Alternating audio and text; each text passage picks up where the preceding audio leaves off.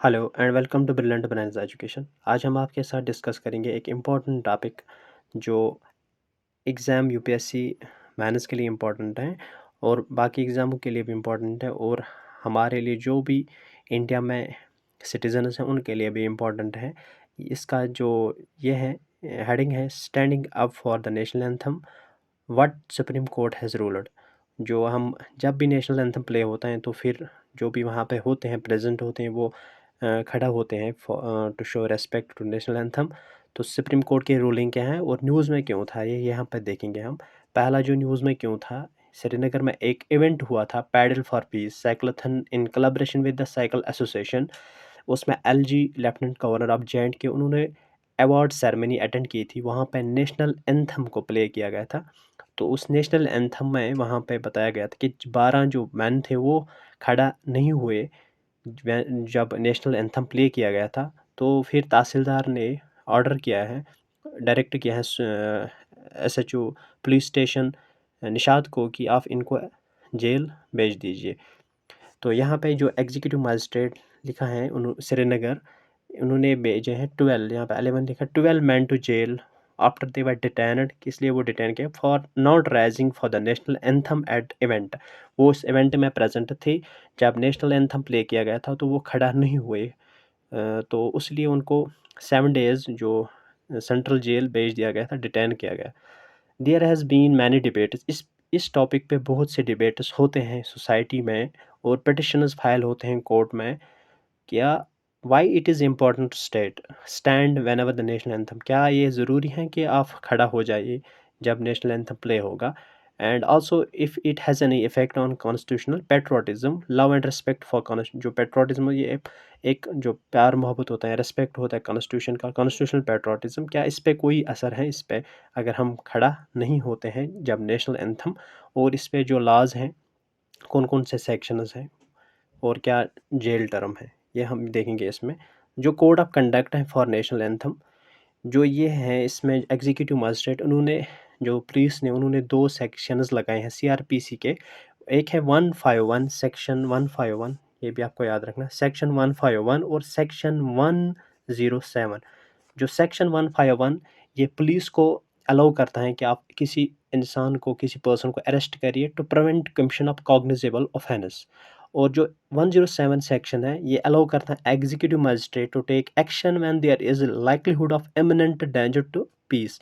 ये 2 section in पे लागू हुए हैं, सेक्शन 101 और सेक्शन 151 और सेक्शन 107 सीआरपीसी के। जो एग्जीक्यूटिव मजिस्ट्रेट हैं तहसीलदार, उन्होंने ऑर्डर किया कि उसमें लिखा था there is a likelihood that they may commit breach of peace and disturb public peace if released. तो अगर उनको रिलीज़ किया गया तो ये पब्लिक जो पीस है वो डिस्टर्ब हो जाएगा। वो इन्होंने ऑर्डर में नोट किया गया था, ये एक न्यूज़ पेपर में भी छपा था। तो 12 मैन को फॉर 7 डेज़ उन्होंने डिटेन किया गया फॉर कहाँ पर, सेंट्रल जेल में, जो उन्होंने डायरेक्ट किया है पुलिस स्टेशन निषाद को। अब यहाँ पे देखेंगे जो कोड ऑफ कंडक्ट है नेशनल एंथम का, वो यस इस स्लाइड में हम देखेंगे। Code of conduct for national anthem, whenever the national anthem is sung और played the audience shall stand in the attention. जब भी नेशनल एंथम प्ले किया जाएगा, जब मतलब संग किया जाएगा, तो उस टाइम के जो ऑडियंस होते हैं वहाँ पे उनको खड़ा होना चाहिए। Shall stand in the attention, do not indulge in any type of indiscriminate singing और playing of the national anthem. तो किसी भी एक्टिविटी में आपको ये जो इनडिस्क्रिमिनेट सिंगिंग होगी और प्लेइंग नेशनल एंथम, उसमें इंडल्ज नहीं होना है। When the national anthem is performed as part of a newsreel और डॉक्यूमेंट्री, यहाँ पे आप देख सकते हैं national anthem is performed as part of a news reel documentary, the audience is not required to stand up. जो audience होते हैं उनको ज़रूरत नहीं है कि वो खड़ा हो जाए जब मगर national anthem perform as part of newsreel और डॉक्यूमेंट्री, तो फिर उस टाइम स्टैंड ऑडियंस को नहीं उठना है खड़ा।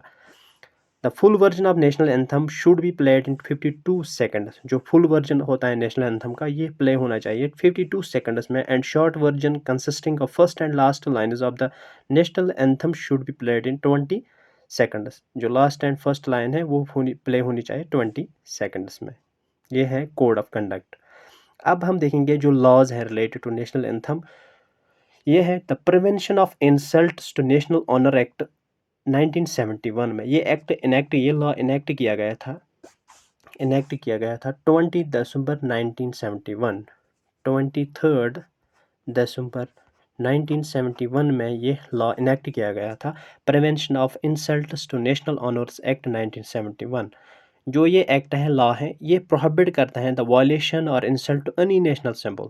जो भी नेशनल सिंबल हैं उनको वायलेशन और इंसल्ट करने के लिए प्रोहिबिट करता है, विच इंक्लूड नेशनल फ्लैग। इसमें नेशनल फ्लैग आता है, कॉन्स्टिट्यूशन ऑफ इंडिया है, नेशनल एंथम है, मैप ऑफ इंडिया है। अगर आप किसी भी इन नेशनल सिंबल में वायलेट करते हैं, इंसल्ट करते हैं, तो ये लॉ ऑफ है, जो ये prevention of insult to national act, इसके जो सेक्शन है वो आप पे लागू हो जाएंगे। Any person who intentionally refuses or prevents the singing of national anthem, जो भी पर्सन इंटेंशनली वो रिफ्यूज़ करेगा या प्रिवेंट करेगा सिंगिंग ऑफ नेशनल एंथम, और इफ़ कॉजेज एनी, अगर फिर ये डिस्टर्बेंस कोई कॉज करेगा, assembly engage in such singing, जो भी असेंबली होगी जो नेशनल एंथम प्ले करेगा उसको डिस्टर्ब करेगा, ये would be punishable with the imprisonment up to term of 3 years और विद फाइन और विद बोथ। आपको जो इम्प्रिजमेंट जेल हो जाएगा 3 साल के लिए, या फाइन भी और फाइन भी हो जाएगा आप पे, या दोनों हो जाएगा, फाइन भी और जेल भी।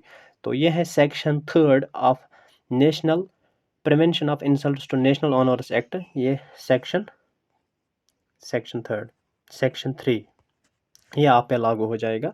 इसके अंडर आपको जेल और फाइन हो जाएगा, या दोनों हो जाएगा। अब हम देखेंगे जो नेशनल ड्यूटी है, article 51A of the constitution of fundamental duty जो है, code of conduct for the national anthem is derived based on the first fundamental duty. जो code of conduct national anthem के लिए है, ये डिराइव होता है किसी फंडामेंटल ड्यूटी से, जो first we says to abide by the constitution and respect its ideals and institutions, the national flag and national anthem. आपको रेस्पेक्ट करना है, ये फंडामेंटल ड्यूटी है article 51A of the constitution. आपको नेशनल फ्लैग या national anthem उनको उनको उनकी इज्जत करना है, रिस्पेक्ट करना है, ये फंडामेंटल ड्यूटी है। अब हम देखेंगे जुडिशल इंटरवेंशंस एंड आउटकम्स, जो भी इस पे सुप्रीम कोर्ट या बाकी हाई कोर्ट की रूलिंग है वो यहाँ पे देखेंगे, जो जुडिशल इंटरवेंशंस हैं वो भी देखेंगे। पहला केस यहाँ पे है Bijoe Emmanuel versus state of Kerala case, 1986 में ये case, 1986। The court granted protection to 3 children. Court ने प्रोटेक्शन ग्रांट की थी 3 चिल्ड्रन को, जो मिलेनियर क्रिश्चियन सेक्टर से बिलोंग करते थे, जो वाज विटनेस थे, who did not join in the singing of national anthem. जो ये चिल्ड्रन थे उन्होंने ज्वाइन नहीं किया था singing of the national anthem at there school. तो फिर court held that forcing them to sing the national anthem violated their fundamental right to religion under article 25 of the constitution। तो court ने उस time held किया था कि forcing, अगर हम फोर्स करेंगे इनको कि आप नेशनल एंथम गाइए, ये वायलेट करेगा जो राइट टू रिलीजन है आर्टिकल 25, ये आर्टिकल 25 वायलेट हो जाएगा अगर इनको फोर्स किया जाएगा। The children should stand in, ये भी कहा है यहाँ पे, anthem was player, the children could stand up in respect but could not sing. ये खड़ा हो सकते हैं कि ये जो नेशनल एंथम हो उसके रेस्पेक्ट में खड़ा हो सकता है, अगर ये गा नहीं सकते थे, क्योंकि इनका जो right to freedom of religion है वो वायलेट हो सकता है। Standing up respectfully when the national anthem is sung but not singing oneself does not either prevent the singing of the national anthem और cause disturbance to any assembly engaged in such singing. अब हम देखेंगे next case, Shyam Narayan चौकसी versus union of India 2018। ये एक case जो originate हुआ है 2003 में। इन दिस केस, इस केस में जो पिटिशनर हैं उन्होंने फाइल किया था petition in Madhya Pradesh high court में, accusing director Karan Johar of insulting the national anthem one of his movies. जो उनकी एक मूवी थी, मूवी में उन्होंने नेशनल एंथम उसकी इंसल्ट की है, इसीलिए पिटिशन एक फाइल किया गया था मध्य प्रदेश हाई कोर्ट में, एक्यूजिंग डायरेक्टर करण जौहर। फिर एमपी जो हाई कोर्ट है उन्होंने एक ऑर्डर किया था, order to remove the film. उन्होंने ऑर्डर दिया एमपी हाई कोर्ट ने कि ये जो फिल्म है इसको रिमूव किया जाएगा फ्रॉम द थिएटर्स, जो थिएटर हैं उनसे रिमूव किया, unless the scenes that were depicting the national anthem were deleted. जो भी सीन है इसमें नेशनल एंथम के उनको डिलीट किया जाएगा, या जो मूवी है उनको रिमूव किया जाएगा जब तक न ये जो इसमें सीन्स है नेशनल एंथम के वो डिलीट ना हो जाएंगे, तो तब तक ये रिमूव किया जाएगा थिएटर्स में। तो फिर 2004 में जो डायरेक्टर करण जौहर हैं उन्होंने फाइल किया है अपील केस में सुप्रीम कोर्ट में against the judgment pronounced by the MP high court in 2003। जब एमपी हाई कोर्ट ने ये जजमेंट पास किया है तो उसके बाद 2004 में जो डायरेक्टर करण जौहर हैं उन्होंने अपील की है सुप्रीम कोर्ट में जो जजमेंट एमपी हाई कोर्ट ने पास किया है। तो supreme court held that when ever A national anthem, फिर सुप्रीम कोर्ट ने ये किया हेल्ड किया है कि जब नेशनल एंथम प्ले हो जाएगा in course of any news reel documentary और मूवी, द व्यूअर्स और the audience is not expected to stand up. जब भी नेशनल एंथम प्ले किया जाएगा in course of any reels या डॉक्यूमेंट्री या मूवी, जो भी व्यूअर्स होंगे ऑडियंस होंगे उनको नॉट एक्सपेक्ट टू स्टैंड, वो खड़ा नहीं हो सकता एज दैट में इंटर, ये अगर वो खड़ा उनको ज़रूरत नहीं है खड़ा होने की कि ये इंटरप्ट करेगा जो एग्जिबिशन ऑफ द फिल्म है माइट वाइल क्रिएटिंग डिसऑर्डर, इससे डिसऑर्डर या कन्फ्यूजन क्रिएट होगा वाइल हियरिंग द केस। तो फिर कोर्ट ने जब ये कोर्ट केस उन्होंने हेयर किया है, court passed N interim order 2016 में कोर्ट ने एक इंटरिम ऑर्डर जो है वो पास किया है 2016 में, that all cinemas halls in India shall play the national anthem before the future film starts. तो उन्होंने एक ऑर्डर पास किया इंटरिम ऑर्डर 2016 में कि जो भी सिनेमा हॉल इंडिया में है उनको प्ले करना है national anthem before the future film starts. जब भी फिल्म स्टार्ट होंगे तो आपको नेशनल एंथम उनको प्ले करना है। And all present in the hall और ओब्लिजेड टू स्टैंड, जो भी प्रेजेंट है हॉल में उनको ज़रूरी है, ओब्लिजेड है कि वो स्टैंड अप खड़ा हो जाए to show respect to the national anthem, उनको एक रेस्पेक्ट शो करनी है नेशनल एंथम के लिए, इसलिए उनको खड़ा होना है। ये एक मैंडेटरी उन्होंने बनाया है कि तमाम जो भी नेशनल एंथम ये सिनेमा हॉल्स हैं उनको ये प्ले करना है। 2016 जो इंटरिम ऑर्डर उन्होंने पास किया है उसमें ये भी लिखा था कि आप जब ये प्ले हो जाएगा दरवाज़ा बंद होने चाहिए, क्योंकि कोई भी डिस्टर्बेंस जो शो करेगा डिसरेस्पेक्ट टू नेशनल एंथम, तो ये एक इंटरिम ऑर्डर पास किया सुप्रीम कोर्ट ने 2016 में। फिर इन्होंने एक फाइनल जजमेंट जो केस का आया था 9 जनवरी, यहाँ पे आप देख 9 जनवरी 2018 में court modified its 2016 interim order. Court ने ये मॉडिफाई किया अपना ऑर्डर 2016 का, playing of national anthem prior to the screening of future film is cinema halls is mandatory, is not mandatory. पहले उन्होंने कहा है मैंडेटरी, अब कहा है फाइनल ऑर्डर में ये मैंडेटरी नहीं है बट ऑप्शनल और डायरेक्टरी है। 9 जनवरी 2018 का जो ऑर्डर आया है फिर फाइनल ऑर्डर।